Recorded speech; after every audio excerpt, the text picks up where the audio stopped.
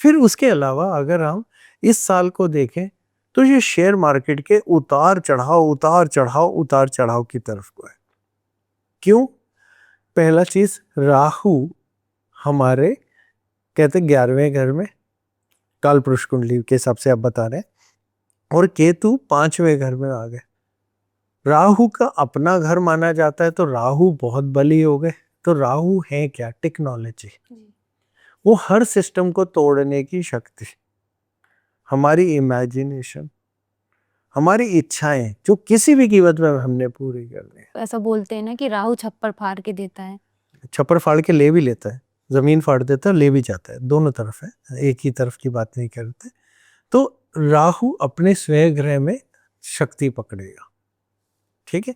थोड़े दिनों के बाद जब शनि वक्री होंगे मीन के अंदर, वो कुंभ की तरफ को चलना शुरू करेंगे। तो यानी वो कहीं ना कहीं राहु पे असर डालेंगे और कहीं ना कहीं ये जोर डालेंगे कि आप जो कर रहे हैं हम रोकना, या कुछ चीज भूल गए हम करने आ रहे हैं। जब वो स्थिति बनेगी अगेन, फिर दोबारा वही अक्टूबर नवंबर के आसपास की बात में बनेगी, या उससे थोड़ा पहले बन जाएगी सितंबर के आसपास में, तो तब हमारी गवर्नमेंटें कहीं ना कहीं रोक लगाएगी हमारे इंटरनेट और सोच को लेकर। और राहु जो बनाएगा इस साल, ये इस साल बहुत सारे इंटरनेट बाबा बना देगा, बहुत सारे। तो हर आदमी, जब कोई उससे पूछेंगे ना आप क्या करना चाहते हैं, तो वो बोलेगा हम तो इंटरनेट के ऊपर पॉडकास्ट करके पैसा कमाएंगे, रीले बेच के पैसा कमाएंगे, या ये करके। तो वो इंटरनेट की दुनिया में, यानी एक सपनों की दुनिया से बहुत सारे राजा बना देगा राहु राहु। और शनि जब वापसी आएंगे वक्री की तरफ को, जो जुलाई में वक्री हो जाएंगे लेकिन सितंबर के आसपास असर दिखाएंगे, वो आके इसी पे रोक लगाएंगे कि आप जो बोल रहे हैं ना वो थोड़ा थम जाइए। आप जो ज्यादा बोलेंगे ना तो गवर्नमेंट आके आपको पकड़ लेगी। कुछ रूल्स एंड रेगुलेशन गवर्नमेंट बिल्कुल सही, लगाएगी। बिल्कुल सही, क्योंकि मीन राशि हमारा अंत है और अंत को हम हमेशा नई शुरुआत मानते हैं। और शनि अंत पे पहुंच गए, 30 साल का सर्कल उन्होंने पूरा कर लिया। जब वो अंत पे पहुंच गए तो अंत नई शुरुआत के लिए तरफ को वो लेके जाएंगे। लेकिन जब वो वक्री से बाहर निकल के फिर दोबारा स्वयं अपने सीधा डायरेक्ट होंगे, सीधा चलना शुरू करेंगे, जो अंदाजक नवंबर एंड के आसपास के टाइम समय आएगा, तब शनि पूरी शक्ति पकड़ेंगे। जब शनि शक्ति पकड़ेंगे तो उस समय वो बहुत रोक लेके आएंगे। अभी शेयर मार्केट की आपको समझा रहे थे, तो केतु 5वें घर के अंदर, 5वां घर हमारा नॉलेज का, अगेन काल पुरुष के हिसाब से कर रहे हैं, देश के हिसाब से नहीं चल रहे। तो काल पुरुष के हिसाब से वो क्या करेंगे, शेयर मार्केट के अंदर एक नॉलेज रिसर्च चीज एक आम आदमी के लिए शुरू करेंगे। और राहु हमें शक्ति देगा इमेजिनेशन की। इतना इंडिविजुअल आदमी इस चीज में कूदेगा, यानी एक पर्सनल आदमी, कॉर्पोरेट नहीं की बात नहीं कर रहे, ना ही एफआईए की बात कर रहे हैं, इतना पर्सनल आदमी इस चीज में कूदेगा कि हर आदमी अपना घर बेच के या अपना सब कुछ बेच के कहीं ना कहीं शेयर मार्केट की तरफ को जाने की कोशिश करेगा। ये फिर शुरुआत करेगा उसी आगे के अंत की तरफ को, या रोक की तरफ, या फिर दोबारा बर्बादी अप एंड डाउन की तरफ को। सोना ऊपर जाएगा।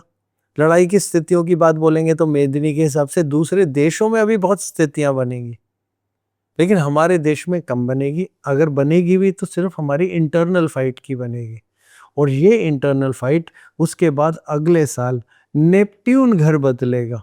जहाँ नेपट्यून घर बदलता है और जहाँ पे शनि साथ में होता है, उस समय बदलता है। जो हम हिस्ट्री के रिकॉर्ड्स की बात कर रहे हैं उसके हिसाब से हमारे खुद के गवर्नमेंट में बदलाव आते हैं, राजा बदलता है। जो सुनने में बहुत ज़्यादा बड़ी बात लगती है, लेकिन कहीं ना कहीं गवर्नमेंट में, या जो भी गवर्नमेंट चला रहे हैं हमारे देश में, उनमें बहुत बड़े बदलाव आने चाहिए अगले साल मई जून के आसपास में। और उनके हालात कब से बनेंगे? मार्च से बनेंगे। क्यों बनेंगे? क्योंकि नेपट्यून अपनी चाल बदलेंगे। और जब हम मरकरी की बात कर रहे हैं, अतिचारी होने की वजह से इस साल में मौसम बहुत ऊपर नीचे करेंगे।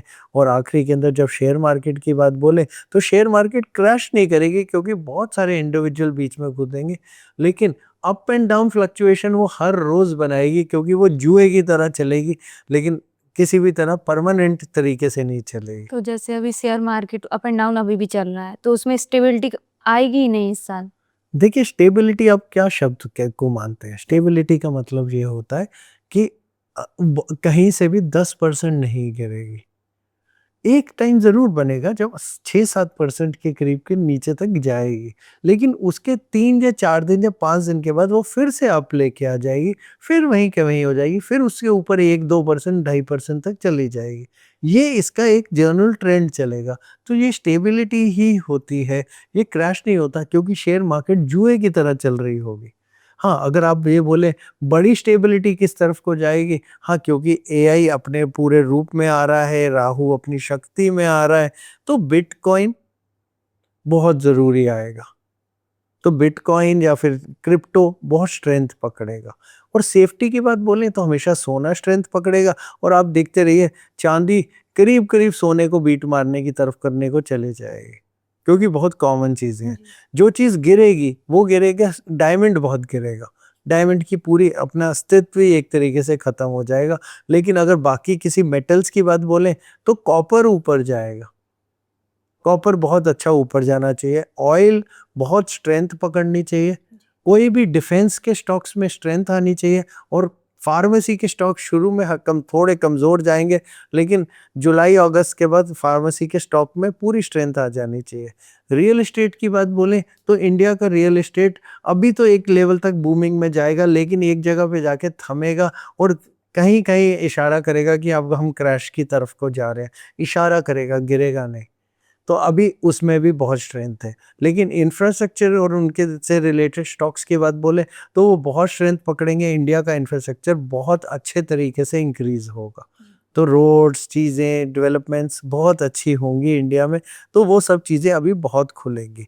जब वो सब चीज़ें ओपन होंगी और राहु हमारे 10वें घर में जहाँ पे हम भारत के कुंडली की बात कर रहे हैं, क्योंकि एक्वेरियस और यानी कुंभ की, तो अगर हम इसकी बात बोलें तो बाहर से बहुत सारी चीज़ें या बहुत सारी ब्रांड और बहुत सारी नए मॉडल कारों के या कंप्यूटरों के या टेक्नोलॉजी के या बड़े ब्रांड्स इंडिया बहुत सारे आएंगे, बहुत सारे। जो वीकनेस की तरफ को जाएगा या रहेगा वो है पल्सेस, दाल, चीज़ें जो कहते हैं पल्सेस कमोडिटी मार्केट में, वो थोड़ा वीकनेस की तरफ को रहेगा। अभी उसमें स्ट्रेंथ आने के स्कोप कम ही है। हाँ, बढ़ेगा, थोड़ा-सा एवरेज आउट हो जाएगा, लेकिन कम ही रहेगा। लेकिन अगर हम पूरे अब आखिरी में अगर इसे सम अप करके बोलने की बात बोलें, तो पूरे वर्ल्ड के अंदर रिसेशन 100% इस साल के एंड में जाके हिट करेगा। पूरे वर्ल्ड में। तो पूरे वर्ल्ड लीडर्स को कहीं न कहीं रिसेशन को रोकने के लिए कोई ना कोई फेक सिचुएशंस क्रिएट करनी पड़ेगी। उन फेक सिचुएशंस को क्रिएट करने की वजह से ही हमारी बुलियन मार्केट में स्ट्रेंथ आएगी। लेकिन जब हम फॉरेक्स मार्केट की बात करें, यानी हमारी करेंसी ट्रेडिंग की बात बोलें, तो वो वीकनेस की तरफ को जाएगी। तो वो स्ट्रेंथ बहुत ज़्यादा नहीं पकड़ेगी। तो हमारा रुपया करीब-करीब इसी के आसपास ही रहेगा। इसमें बहुत ज़्यादा मूवमेंट या गिरावट नहीं आएगी। हाँ, लेकिन स्ट्रेंथ ज़रूर थोड़ी आ सकती है, इसी के आसपास।